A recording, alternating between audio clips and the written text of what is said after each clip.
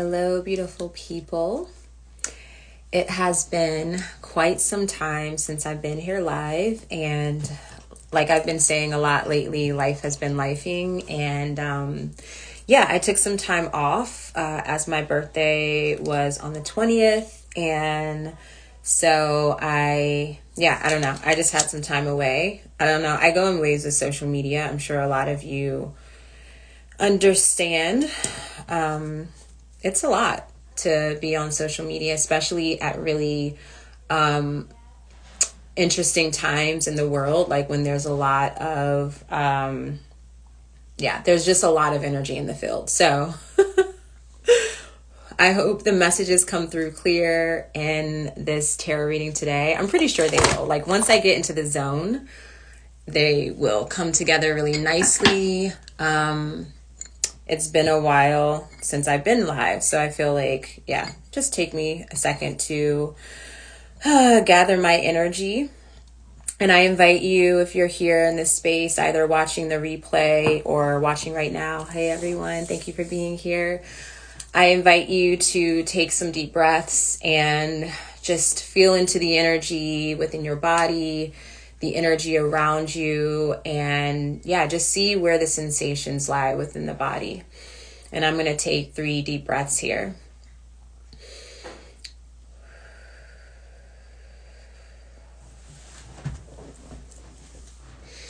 Both feet on the ground.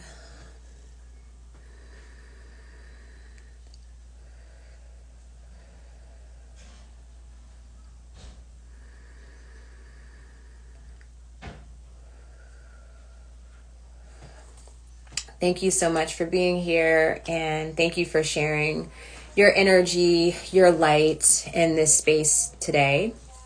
So I'm going to do just a tarot reading for the energy right now. I want to share with you guys that this week, this Sunday, January 26th, I am facilitating a dream tutorial or a dream class. And this dream class is like my main focus for the class is I want to really talk about how to integrate the messages, the guidance that we receive through dreams, whether you actually write your dreams or, some of us, we will have these profound dreams. We feel the message and then it kind of just, passes us by, or it's like, that was a really amazing dream, or that was like a freaking nightmare. And we feel the message, but we don't really know what to do with it. So even if you don't have an ongoing dream practice, this class will still be a benefit for you because I will start the class with the basics of dream work and creating a practice for yourself. But this will really give you an understanding of how when you do have those experiences through your dreams, you are going to have the resources to be able to integrate that and to implement the guidance. And when I started like really doing intentional dream work, which was about like a little over 2 years ago, or it could have been longer. But I had felt at that point in my life like I had done everything, and I still felt like these blocks, like I just couldn't get my finger on it. And I knew that I needed to really pay attention to my dreams. I needed to connect with that very soft, hidden aspect of myself. And when I made that dedication and devotion, and it definitely took some time, and I had to endure like the heaviness of just the fears I had around dream work because of what would show up. And for me, it was my grandmother that would show up that I was still grieving. And it had been almost 20 years at this point since her passing. And that was like one of the greatest blocks in reference to me really doing like the deep healing dream work. But to really just wrap it up and make it short is that through the dream work, I literally was able to finally like close this spiritual transformation that was already undergoing. But basically, I was able to really close the cycle and integrate what was happening. And it led me to like legally changing my name, my entire name. It led me to like, I just felt more confident in approaching my dream space. And then I began to see how my dream space or my like hidden self, how that reality was merging and so present in my conscious reality and vice versa. And so this dream class is going to be centered around me really sharing how I did that and the techniques, and I kind of, break it down in a way that'll be easier for other people to do. And it's not necessarily anything new that you wouldn't maybe find in a dream book, but I share just my experiences specifically in what worked for me and what I know worked for others. So I would love to have you join me in that class. Again, it's this Sunday, January 26th. It's an online class, and it's going to be facilitated through Ritual Craft School. So the link and everything and the information is in my bio. All right, so thank you for listening and receiving that. One thing I want to really point to with the astrology for today is Mercury's connections or Mercury's aspects that are happening today. So Mercury is making an opposition to Mars retrograde. Mercury's in Cancer, or Mercury's in Capricorn. Mars retrograde is in Cancer. And with that opposition aspect, it is like that full moon aspect. So it's bringing illumination, and it's kind of presenting perspectives, and it almost can feel like it's in extremes, especially with Mars not being, fully comfortable in Cancer. It's retrograde. And Mercury kind of has some, I feel like some strength in Capricorn in this connection. And so there's a possibility that today or maybe earlier this week, you receive some sort of information that may be a bit kind of like challenging, or maybe you don't know kind of how to act on information. Or it can also come forth as just your communications. Maybe it's like hard to communicate. Like right now, it's kind of hard for me to put things into words. But people could be, really sensitive right now. Communications and energy exchange could be really sensitive. So that's in the space, and that opposition hasn't perfected, or it hasn't had its exact moment. That will happen in about a little over an hour. So if you've been feeling really sensitive in reference to communication, or the information that you've been receiving has been making you feel really uncomfortable or confused, that is definitely natural and expected for this opposition. So later tonight, Mercury will make a trine, which is a harmonious connection to Uranus retrograde in Taurus. And the way I see this is that there's going to be some sort of, like, I feel with both the Mars retrograde in Cancer and this Taurus retrograde Uranus retrograde in Taurus, it all feels like liberation. It all feels like, freedom, or just maybe some pressure and tension is going to be released. But right now it might feel harder at this point than than on the other side when you feel that liberation, right? So it could be like you're almost in like a tower moment right now, and it's like, yes, change is happening, things are shifting, but it's really, really uncomfortable at this time. So those are the energies that are present in the space right now, astrologically. And I would say the main way to navigate this, especially with the Mars retrograde, is really utilizing your intuition, like acting off intuition,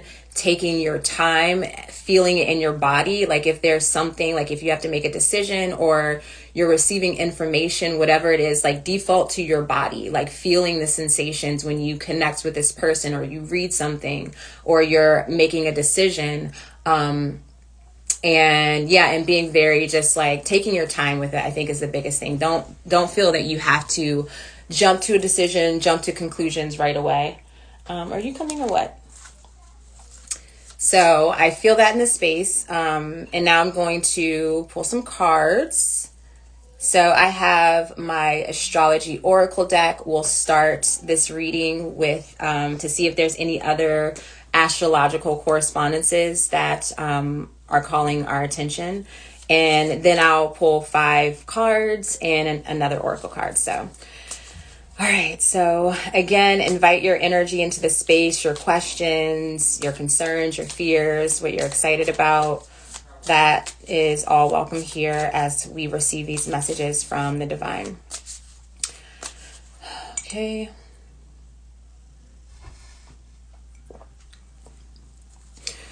All right, divine. What messages do you have for us today? What do we need to know? Three oracles, please. And I like to shuffle till they fall out. So it might take a little bit of time. So thank you. What do we need to know?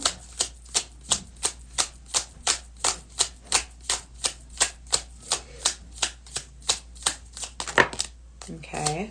Maybe we got two. All right. And one more, please.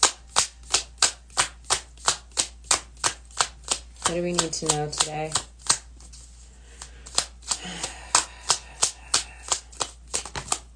Oh, okay, I'll take two. We got two more cards and it makes sense. All right, so we have Scorpio, the 10th house, the 8th house, and Aries. So right away, I'm not quite sure where if the moon is still in Scorpio. It might be in Sagittarius by now. I'll have to check into that later. But I do feel that this is pointing to this moon in Scorpio. So the moon reached its last quarter phase in Scorpio on Tuesday. Exactly. And so that last quarter moon essentially was the moment that, and it kind of feel like it set the tone for the week because there were other, the sun also made a conjunction to Pluto on the same day. And what I felt with that is that like we're at an edge, we're brought to another edge. And at this point it is in reference to our consciousness. So with that last quarter phase, we are being invited to like let go or move away from some sort of belief, some sort of philosophy. And in reference to Scorpio, it is definitely entangled with our emotion. And I feel that it goes really deep in the sense that it might not necessarily be just from an experience you had recently or maybe this lifetime. It could be from past lives if you believe in that kind of thing. And also it could be something dealing with family, like whatever you're emotionally entangled with. I feel like that, like there's something there that is calling for us to release. And it also has to do with the belief, and we're going to have to really peel back some layers for that. And I see in the context here, we have the 8th house. So this is shared resources, right? And so I feel like this entanglement, what we are, as far as a belief, what we're being guided to move away from, it has other people involved or like it's not just us, right? And of course we can see this just in the collective of what's happening here in the United States, you know, politically in this transition of power. And that is going to really influence the world as a whole in its entirety. And so I really feel that, especially seeing Aries here. So Aries is such, it's the most active, like it's going to be the most active this year, right? The most active sign, area of life.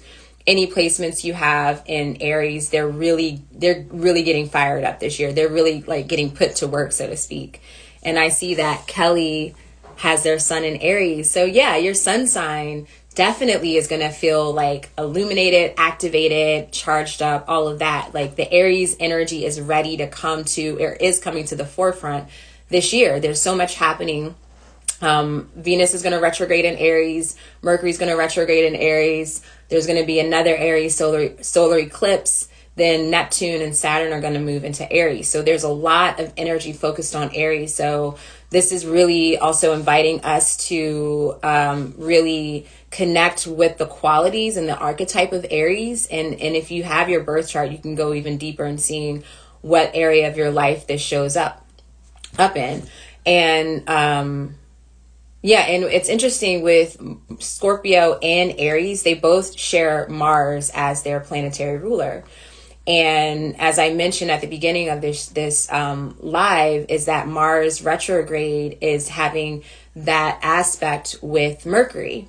And so I really think that's bringing our attention here. And so again, the other area of life is the 10th house here. And the 10th house corresponds to visibility. So if we think about the birth chart and the nature of how like the sun moves through our sky in a daily at a daily rate, I guess I should say. It's daily motion within our perspective here on Earth. And that 10th house is the very top of the sky, right? It's like high noon. And so that's complete visibility, complete illumination. When it comes to our personal lives, it can represent how we show up in the world. It can represent what we're striving to achieve, our purpose, our vocation. And so that's also entangled within this energy. But just seeing Scorpio and Aries, I like that we're getting both of these like very passionate driving force type archetypes, and they are like opposites of one another. Like Aries is very like direct and like in the moment and very upfront, and Scorpio is kind of in the back. And while Scorpio seems to be like really chill, right, from the surface, there's like so much going on within Scorpio's energy, right? So we're getting both of those elements. And so I'm really excited to see what the tarot cards will show us in reference to what else is here for us in with this message. So we're going to keep this in mind, and I'm going to be using my what is this? White Newman. So I got this as a gift for my birthday. I'm really excited to share. And these cards are interesting because they really challenge me as like a traditional tarot reader. Like Rider-Waite-Smith is that's what I know. So whenever I get a new deck, I love to like compare it to that. And this one is like quite different from this deck. So I'm just going to shuffle. And Wednesday's like, I'm out. My moon is in Aries. Yeah, so your moon is definitely going to get that activation. It's almost like this grand rising. And I feel with Aries here and just everything that's happening this year in Aries, it feels like we are like going to have this experience of like really developing our self-reliance and our independence and our personal power, and really taking our life into our own hands. And I also feel like there's just this strong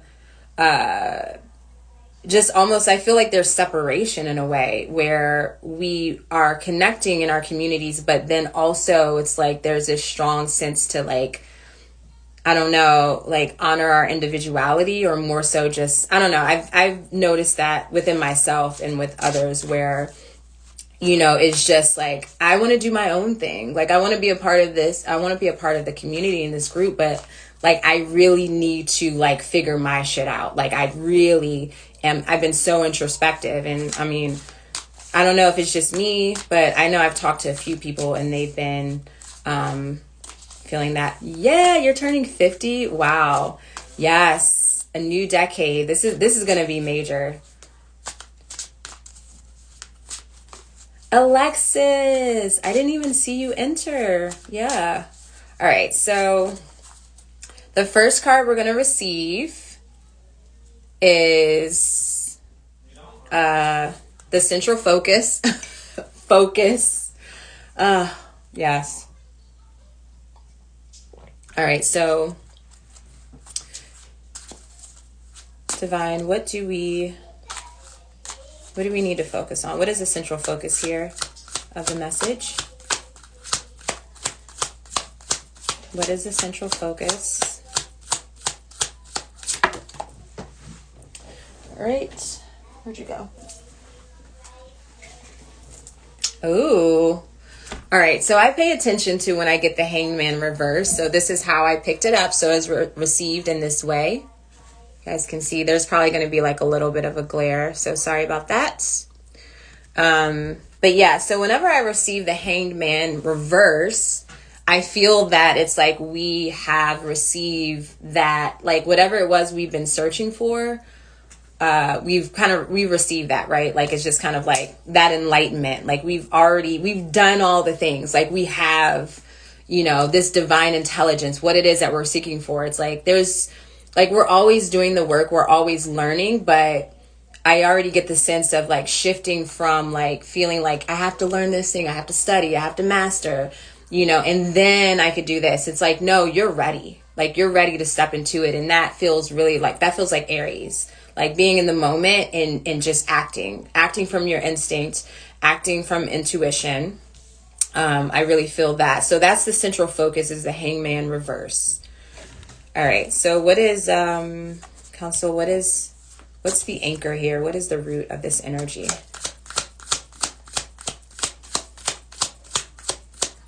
What is the root? I like to get only one card, but I got 2 cards. I'll take it. Okay, so, ooh. All right, so we got the High Priestess. Look at this one. Isn't that cool? Okay. And then we have the Six of Swords.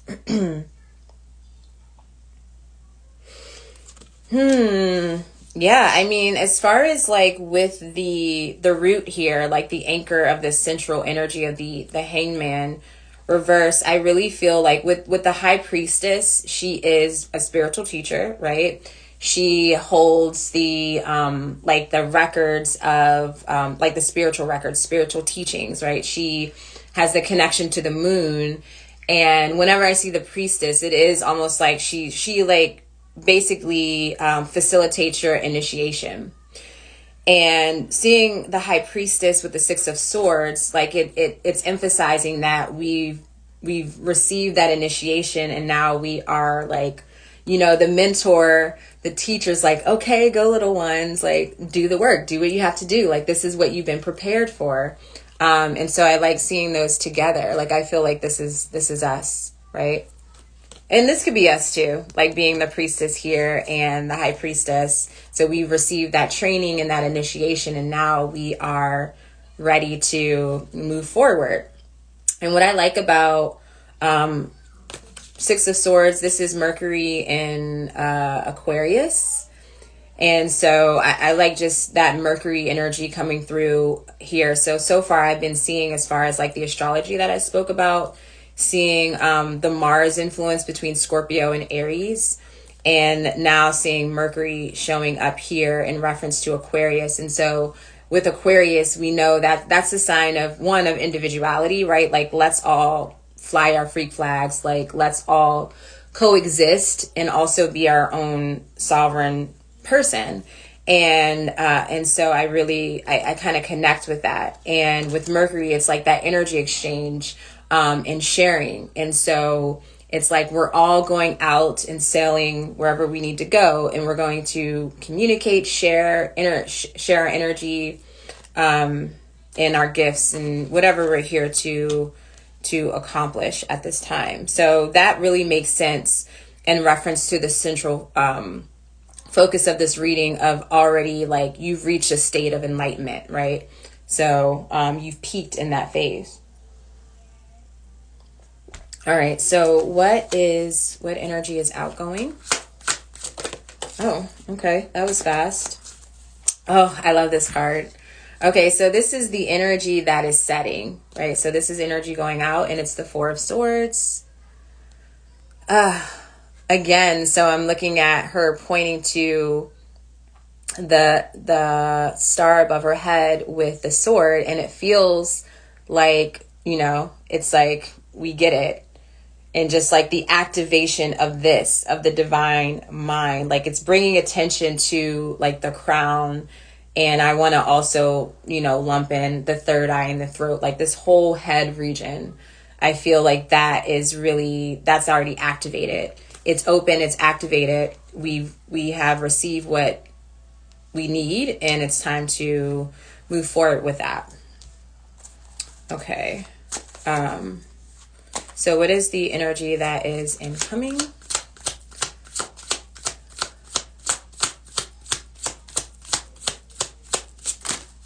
Okay. I need one card, please. That was like 3 or 4. I would take 2, but I prefer one card. what energy is incoming, please and thank you. Cool. Okay, we got one. Oh, I saw this card in my personal reading. Ooh, this card is so interesting, right? So this is the four of wands. And it's a little different. If you're familiar with the Rider-Waite-Smith tarot deck, and I'm sure this is reflected in a lot of decks as well, where the Four of Wands, like everyone's excited, it's like welcome, like there's this big festivity. And with this one, it's like, it's not really, can you see their face? It's like we have to go, like we're kind of prepared, but it's like this uneasiness or unsure of like what's ahead, right? And I know in the book it says it's a mother. Actually, I'll read what it says in the book. Like I just got this deck this weekend, so I'm still getting to know it, but I really like their definition here, or their interpretation. So it says, a mother leads her daughter to an ancient cult. For now, they are within the structure they have created and the comfort it brings. But optimism met with care will be needed for the unknown path ahead. So this is encouraging us to be optimistic of the path ahead.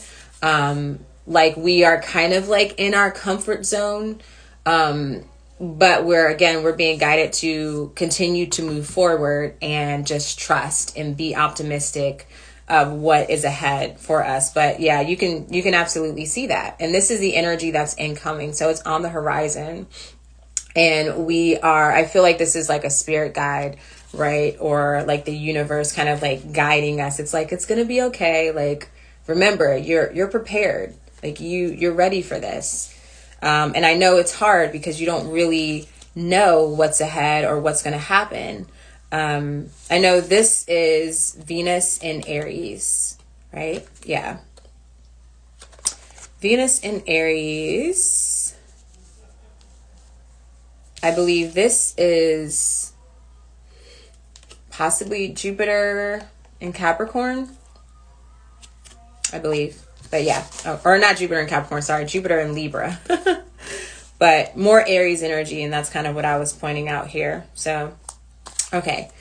Final card here. Laugh my ass, she's doing too much. Yes, the deck. Are you talking about the deck's doing too much? All right. What is the final message? What is like ahead and culminating? What's getting ready to peak right now in this moment? Okay. Ooh. Oh, we got two cards. They love to give me the twos. All right. So, damn. All right.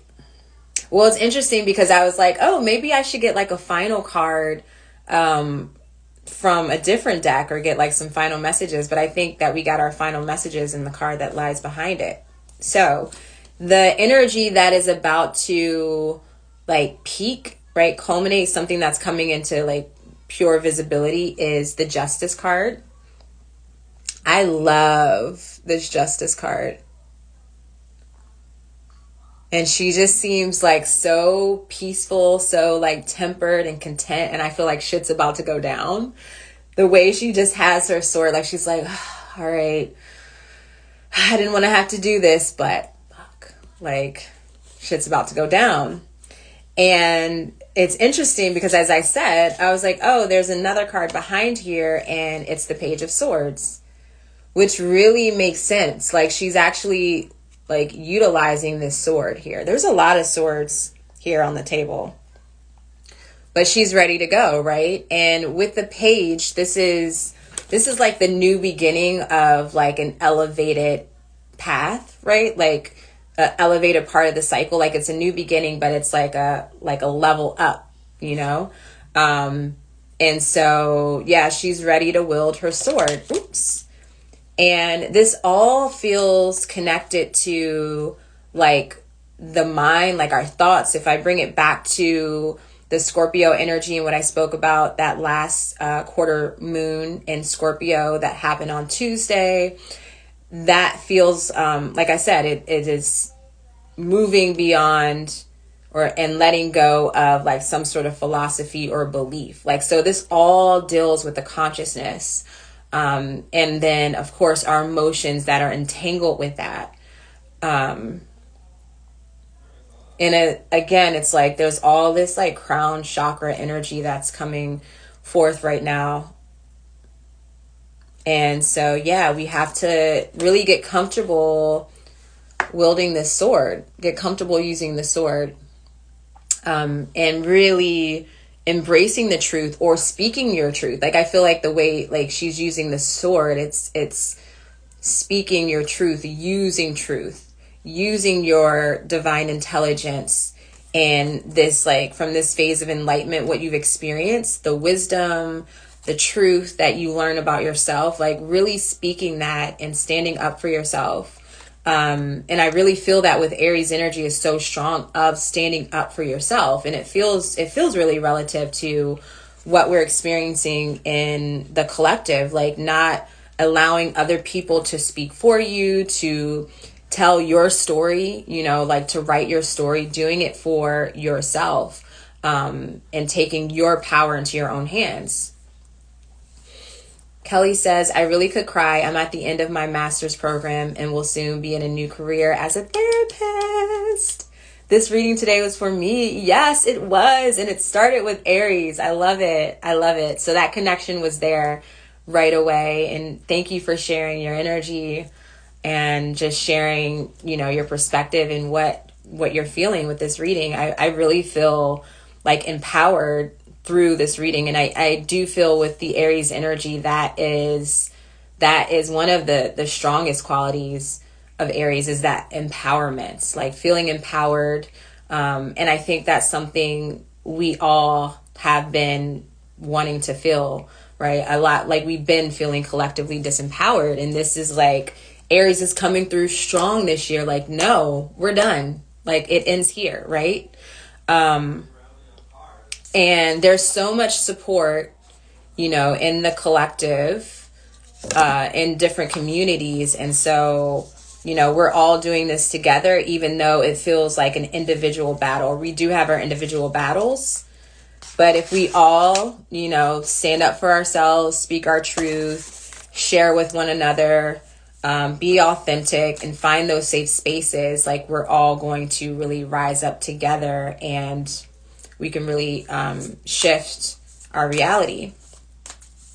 So much empowerment. All right. So with that said, and with all this wielding of a sword, I want to get a card from the Kali Oracle, because I've been feeling this Dark Mother so strongly for the past, like, probably 2 weeks. And speaking of Scorpio, Kali's definitely connected to Scorpio. She's probably connected to Aries as well, just with that pure like fire and darkness. And we're going to wrap it up with a message from Kali. So brace yourselves, everyone. The messages are nice. The pictures can be pretty intense. So, all right, Kali Ma. Queen Kali Namaha. Queen Kali Namaha. King Kali Namaha. What's message?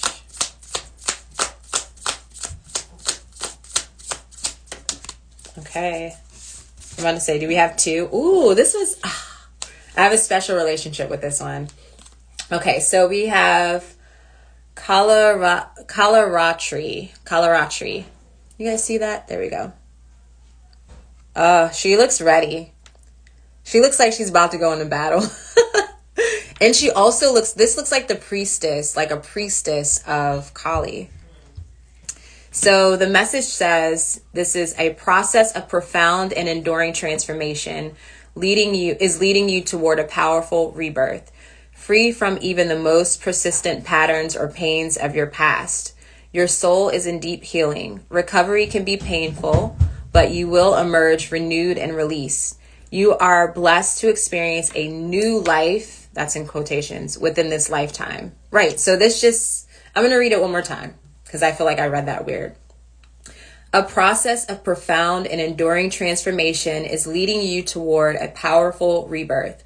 free from even the most persistent patterns or pains of your past. Your soul is in deep healing. Recovery can be painful, but you will emerge renewed and released. You are blessed to experience a new life within this lifetime. I'm going to put this picture and the interpretation in my story, so you can check that here in a bit. But I mean, this goes right in alignment with everything that we have here on the table, and it feels, the message is really, really clear. But there's definitely some fire energy. So if you're feeling catalyzed, if you're like frustrated and you're ready to just like, you know, fight and take your power back, and obviously fight maybe energetically, but nonetheless, whatever's called for, you know, it's right in alignment with the energy and that what's in the space right now. So thank you everyone for being here. If you ever would love a personal tarot reading with me, I actually dropped the price on my tarot readings, and they're 45 minutes. You get your own like private ritual that we receive through a ritual oracle in your reading, and we go in deep with the energy for you personally. So if you are ever desiring to receive one of those readings, you can book that with me. Of course, the link is in the bio. And yeah, good luck to everyone, and have a beautiful rest of your week, and I'll be talking to you guys soon. Take care.